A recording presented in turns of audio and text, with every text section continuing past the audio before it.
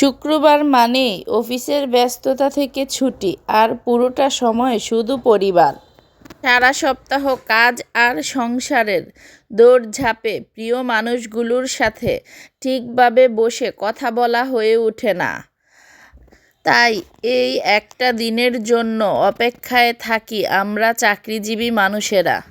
শুক্রবার এলেই রান্নাঘরে বাড়ে ব্যস্ততা, কারণ আজকে রান্না শুধু পেট ভরানোর জন্য নয়, ভালোবাসা দিয়ে পরিবারকে খাওয়ানোর জন্য। একসাথে বসে খাওয়া আর গল্প করা, হাসি আনন্দ ভাগাভাগি করা, এই ছোট্ট ছোট মুহূর্তগুলো মনকে শান্ত করে দেয়, ক্লান্তি ভুলিয়ে দেয়।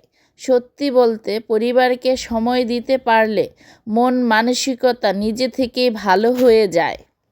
তাই আমাদের কাছে শুক্রবার মানে শুধু ছুটি নয়, শুক্রবার মানে দ্বিগুণ আনন্দ আর দ্বিগুণ ভালোবাসা আর প্রিয় মানুষগুলোর সাথে কাটানো অমূল্য সময়।